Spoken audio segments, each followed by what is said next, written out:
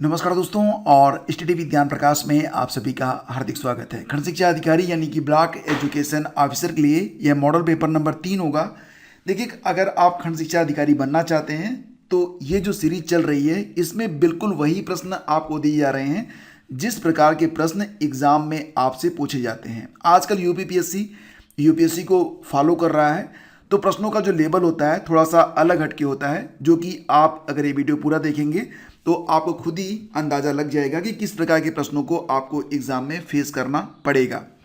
और अगर आप एलिजिबिलिटी जानना चाहते हैं, किताबों के बारे में जानना चाहते हैं और भी जो सिलेक्शन प्रोसेस है उसके बारे में जानना चाहते हैं, तो इसके पहले के जो वीडियोज़ हैं उसको आप लोग ज़रूर वॉच कीजिएगा। आज ये मॉक टेस्ट नंबर 3 होगा और सभी प्रश्न बहुत ही इंपॉर्टेंट हैं, बिल्कुल टू दी पॉइंट हैं। तो चलिए शुरू करते हैं खंड शिक्षा अधिकारी का मॉडल पेपर नंबर 3। अधिक जानकारी के लिए आप वीडियो का डिस्क्रिप्शन चेक कर सकते हैं। चलिए, पहला क्वेश्चन है, निम्न कथनों पर विचार कीजिए। आजकल यूपीपीएससी क्या कर रहा है कि यूपीएससी के पैटर्न पर चल रहा है, तो एक साथ कई कथन आपको दे दिए जाएंगे। आपको विचार करना होगा कि सही क्या है और गलत क्या है। इसके बाद नीचे कूट रहेगा, उसमें से आपको आंसर चुनना पड़ता है। जैसे कि प्रश्न होगा कि निम्न कथनों पर विचार कीजिए। 3 बिंदु यहाँ पर दिए गए हैं। पहला बिंदु देखिए, 15 अगस्त 2022 को प्रधानमंत्री नरेंद्र मोदी ने देश के 76वें स्वतंत्रता दिवस के अवसर पर लाल किले की प्राचीर से लगातार 9वीं बार संबोधित किया। ये कथन बिल्कुल करेक्ट है। भारत ने अपनी आज़ादी के 75 वर्ष पूरे किए हैं और ये जो 76वां स्वतंत्रता दिवस था, इस अवसर पर प्रधानमंत्री मोदी ने लगातार 9वीं बार देश को संबोधित किया है। और एक बात और भी याद रखना कि ऐसा करने वाले वो पहले गैर कांग्रेसी प्रधानमंत्री बने हैं। ठीक है। दूसरा बिंदु है, प्रधानमंत्री मोदी ने भारतवासियों को 2047 तक यानी कि आज़ादी के 100 साल पूरे होने तक देश को एक विकसित देश बनाने के संकल्प लेने की अपील की है। ये बात भी बिल्कुल सही है, यानी कि ये कथन भी करेक्ट है। और प्रधानमंत्री ने कहा कि आने वाले 25 वर्षों में ये बिंदु बहुत इंपॉर्टेंट है, याद रखना, पंच प्रण पर अपनी शक्ति केंद्रित करनी होगी। तो पंच प्रण के बारे में भी प्रधानमंत्री मोदी ने जिक्र किया था। तो ये सारे बिंदु यहाँ पर बिल्कुल करेक्ट हैं, यानी कि जो कूट दिया रहेगा उसमें से ऑप्शन सी को आप चुनेंगे कि सभी कथन सत्य हैं। ठीक है। तो उम्मीद करता हूँ कि ये 3 प्रश्न एक साथ आपको मिले और बिल्कुल इसी प्रकार के प्रश्न एग्जाम में भी आपको मिलेंगे। तो प्रश्नों की संख्या पर नहीं, आप फैक्ट पर जाइए। कहते हैं ना कि काबिल बनो और नौकरी तो झक मार के आएगी, तो आपको यहाँ पर काबिल बनना है। अगला क्वेश्चन देखिए, निम्न कथनों पर विचार करें। नवनिर्वाचित 14वें उपराष्ट्रपति जगदीप धनखड़ ने 11 अगस्त 2022 को शपथ ग्रहण किया। ये कथन बिल्कुल जी हाँ सही है। 14वें राष्ट्रपति हैं। 16वीं बार ये चुनाव हुआ था, लेकिन क्रम देखा जाए तो 14वें उपराष्ट्रपति हैं। 2 लोग मतलब यानी कि भारत के 2 राष्ट्रपति ऐसे रहे, उपराष्ट्रपति ऐसे रहे, 2 ऐसे उपराष्ट्रपति रहे हैं भारत के जो कि लगातार 2 कार्यकाल पूरा किए हैं। इसलिए जगदीप धनखड़ जी का यह 14वां क्रम होगा। संसद को दोनों सदनों के सभी 788 सदस्य, जिसमें लोकसभा के 543 और राज्यसभा के 243, और निर्वाचित कितने होते हैं? 12 मनोनीत। तो उपराष्ट्रपति के चुनाव में मतदान के प्राप्त होते हैं, यानी कि संसद के दोनों सदनों के सभी 788 सदस्य जो होते हैं वो उपराष्ट्रपति के चुनाव में मतदान के पात्र होते हैं। तो ये कथन भी बिल्कुल करेक्ट है। ये जो 788 सदस्य होते हैं, मेंबर होते हैं, इसमें लोकसभा से 243 होते हैं, राज्यसभा से 243 होते हैं और निर्वाचित कितने होते हैं? 12। ठीक है। तो फ्रेंड्स, यहाँ पर सभी कथन बिल्कुल करेक्ट हैं, यानी कि ऑप्शन सी आपका बिल्कुल सही है। देखिए, यहाँ पर 8 रिक्तियों के चलते इस बार के उपराष्ट्रपति चुनाव में पात्र मतदाताओं की कुल संख्या 780 रही। ठीक है। यानी कि जो एलिजिबल थे, जो वोट डाल सकते थे, उसमें 780 लोग थे जो कि वोट दे सकते थे, लेकिन वोट देने आए मात्र कितने? 725 आए। 55 जो थे वो एब्सेंट रहे। उपराष्ट्रपति का यह 16वां चुनाव था और श्री धनखड़ इस पद पर आसीन होने वाले 14वें व्यक्ति हैं। आपको याद रखना होगा कि देश के पहले जो उपराष्ट्रपति थे डॉक्टर एस राधाकृष्णन और 12वें क्रम के उपराष्ट्रपति हामिद अंसारी जी लगातार 2 कार्यकाल उन्होंने पूरा किया था। अगला क्वेश्चन देखिए, और सभी प्रश्न हमें बहुत ही इंपॉर्टेंट हैं, इसलिए प्रश्नों को आप नोट करते हुए आगे बढ़िए।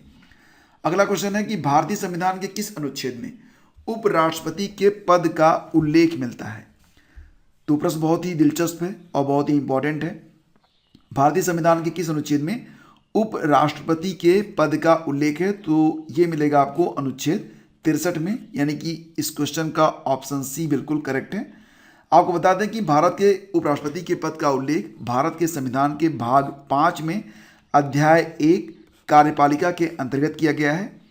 भारतीय संविधान के अनुच्छेद 63 में उपराष्ट्रपति के पद का उल्लेख मिलता है और संविधान के अनुच्छेद 63 से लेकर 73 के बीच में भारत के उपराष्ट्रपति की अर्हता, निर्वाचन और पदच्युत से संबंधित हैं। तो ये अनुच्छेदों को याद रखना इंपॉर्टेंट है। और देखो, भारत के उपराष्ट्रपति का पद देश का दूसरा सर्वोच्च संवैधानिक पद है। पहला राष्ट्रपति का होता है, दूसरा उपराष्ट्रपति का होता है। ठीक है, अगला क्वेश्चन देखिए, निम्न कथनों पर विचार कीजिए। जल जीवन मिशन की घोषणा प्रधानमंत्री मोदी ने 15 अगस्त 2019 को लाल किले के प्राचीर से की थी। ये कथन बिल्कुल सत्य है।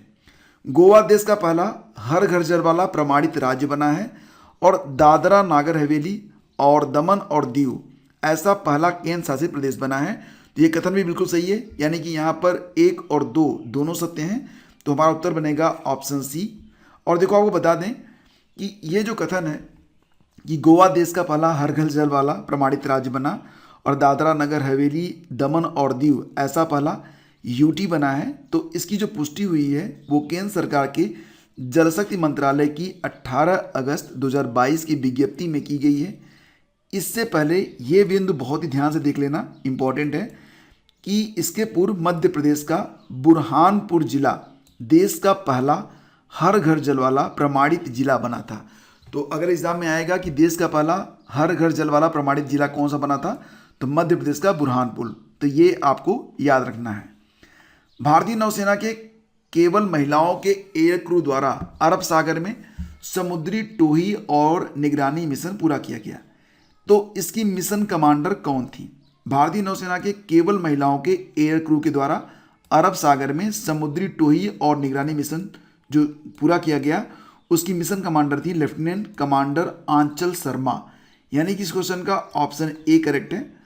भारतीय नौसेना के पोरबंदर गुजरात में नेवल एयर एनक्लेव स्थित INS 314 पर तैनात 5 महिला अधिकारियों के उड़ान दल ने 3 अगस्त को इतिहास रचा, जब एक डोर्नियर 228 विमान पर सवार होकर अरब सागर में पहला केवल महिलाओं का समुद्री टोही निगरानी मिशन पूरा किया गया। याद रखिएगा कि INS 314 पोरबंदर गुजरात स्थित एक फ्रंट लाइन नेवल स्क्वाड्रन है और यह अत्याधुनिक डोर्नियर 228 समुद्री टोही विमान को संचालित करता है।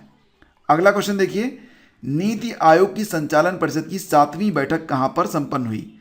तो दोस्तों, नीति आयोग की जो संचालन परिषद की 7वीं बैठक थी, इसकी अध्यक्षता की गई थी प्रधानमंत्री मोदी के द्वारा और ये कहां पर किया गया? तो नई दिल्ली में इसका आयोजन किया गया था। क्वेश्चन का ऑप्शन ए बिल्कुल करेक्ट है। ठीक है, इसके बाद देखेंगे अगर आप तो 7 अगस्त 2022 को संपन्न इस बैठक की अध्यक्षता प्रधानमंत्री नरेंद्र मोदी ने की थी। ये पॉइंट भी इंपॉर्टेंट है। अगला क्वेश्चन देखिए, केंद्रीय विश्वविद्यालय के रूप में गतिशक्ति विश्वविद्यालय, मोस्ट इंपॉर्टेंट क्वेश्चन। ठीक है, केंद्रीय विश्वविद्यालय के रूप में गतिशक्ति विश्वविद्यालय की स्थापना हेतु विधेयक संसद के दोनों सदनों ने 8 अगस्त को पारित कर दिया। गतिशक्ति विश्वविद्यालय कहाँ पर स्थित है, ये प्रश्न है। इसका उत्तर हो जाएगा बड़ोदरा गुजरात में। ठीक है, तो देखो फ्रेंड्स, आपको बता दें कि ये जो गतिशक्ति विश्वविद्यालय था, यह पहले डीम्ड यूनिवर्सिटी के तौर पर काम करता था, लेकिन अब भारत में जितनी भी प्रकार की रेलें चलाई जाती हैं उसमें मेट्रो रेल भी शामिल है। तो सभी के बारे में यहाँ पर ट्रेनिंग दी जाएगी, पढ़ाई करवाई जाएगी और इसके लिए भारत सरकार ने यानी कि केंद्र सरकार ने अमेरिका के एक संस्थान MIT से करार किया है। ठीक है, और ये जो गतिशक्ति विश्वविद्यालय बन रहा है बड़ोदरा स्थित राष्ट्रीय रेल और परिवहन संस्थान यानी कि NRTI national rail and transportation institution को गतिशक्ति विश्वविद्यालय के नाम से जाना जाएगा। यह एक स्वायत्त ऑटोनॉमस सेंट्रल यूनिवर्सिटी के रूप में काम करेगा। तो बहुत ही इंपॉर्टेंट क्वेश्चन है। अगला क्वेश्चन देखिए, अगस्त 2022 में कुल 21 नए आर्द्र भूमि क्षेत्रों को रामसर साइट्स की सूची में शामिल किया गया भारत सरकार के द्वारा। तो प्रश्न है कि भारत में अब कुल रामसर स्थलों की संख्या कितनी है। तो दोस्तों भारत अपनी आज़ादी के 75 साल पूरे कर चुका है और इसी अवसर पर 2022 में भारत में कुल अब 75 रामसर साइट भी हो गए हैं। तो मतलब ये जो बिंदु है इसको रिलेट कर लेंगे तो एग्जाम में कभी गलत नहीं होगा आपका। आपको बता दें कि भारत 1982 में रामसर संधि में शामिल हुआ था और 2022 में कुल 28 वेटलैंड्स रामसर साइट में शामिल हुए। अगस्त के महीने में कितने हुए थे? 21 हुए थे, लेकिन 2022 में कुल 28 और अब भारत में कुल रामसर साइट कितने हो गए हैं? 75 हो गए हैं। ये जरूर याद रखना आप। पर्यावरण और वन मंत्रालय की रिपोर्ट के अनुसार सबसे अधिक रामसर साइट वाला प्रदेश कौन सा है? तो दोस्तों इसका आंसर हो जाएगा तमिलनाडु। और दूसरे स्थान पर जो प्रदेश है वो उत्तर प्रदेश है, यानी कि तमिलनाडु पहले स्थान पर है और उत्तर प्रदेश दूसरे स्थान पर है। तमिलनाडु में कुल 14 रामसर साइट्स हैं, यूपी में कुल 10 रामसर साइट हैं। तो ये जरूर याद रखना आप। अगला क्वेश्चन देखिए, रेमन मैग्सेसे पुरस्कार 2022 से कुल कितने लोगों को सम्मानित किया गया? तो दोस्तों कुल 4 लोगों को रेमन मैग्सेसे पुरस्कार 2022 से सम्मानित किया गया है। रेमन मैग्सेसे पुरस्कार को एशिया का नोबेल पुरस्कार भी कहा जाता है और 2022 में इसका जो 64वां संस्करण आयोजित किया गया उसकी घोषणा की गई थी फिलीपींस के रेमन मैग्सेसे फाउंडेशन के द्वारा 31 अगस्त 2022 को। तो 4 विजेता कौन कौन थे? देखो, एक है कंबोडिया से मनोचिकित्सक जिनका नाम है सोथियारा छिम, दूसरे हैं जापान के नेत्र रोग विशेषज्ञ तदाशी हटोरी, फिलीपींस की बाल रोग विशेषज्ञ हैं बर्नाडेट मैड्रिड और फ्रांसीसी फिल्म निर्माता और पर्यावरण कार्यकर्ता जिनका नाम क्या है? गैरी बेनचेघिब। ठीक है, गैरी बेनचेघिब। तो ये भी आपको याद रखना है। ये 4 लोग हैं जिनको रेमन मैग्सेसे पुरस्कार 2022 से सम्मानित किया गया और 2022 में रेमन मैग्सेसे पुरस्कार का 64वां क्रम रहा। तो बहुत ही इंपॉर्टेंट क्वेश्चन है। अगला क्वेश्चन देखिए, हाल ही में विश्व जैव ईंधन दिवस मनाया गया। कब मनाया गया था? तो दोस्तों विश्व जैव ईंधन दिवस प्रतिवर्ष होता है कब? 10 अगस्त को होता है। ठीक है, यहाँ पर जो 4 तारीखें दी गई हैं चारों ही बड़ी इंपॉर्टेंट हैं। चारों के बारे में मैं आपको बताऊंगा। देखो, 9 अगस्त को क्या होता है? 3 दिवस, नागासाकी दिवस, अगस्त क्रांति दिवस और विश्व आदिवासी दिवस। ये तीनों दिवस मनाए जाते हैं कब? 9 अगस्त को। 10 अगस्त को राष्ट्रीय कृमि मुक्ति दिवस होता है और विश्व जैव ईंधन दिवस होता है। अच्छा, राष्ट्रीय कृमि मुक्ति दिवस ये साल में 2 बार मनाया जाता है, एक बार 10 अगस्त को, एक बार 10 फरवरी को। ये याद रखना। 12 अगस्त को मनाया जाता है अंतर्राष्ट्रीय युवा दिवस और आपको याद होगा कि 12 जनवरी को मनाया जाता है राष्ट्रीय युवा दिवस।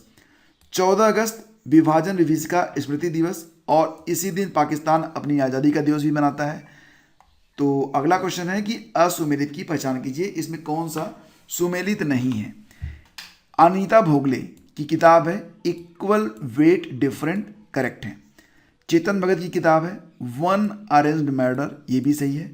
The dolphin and the shark, ये किताब लिखी गई है नमिता थापर के द्वारा।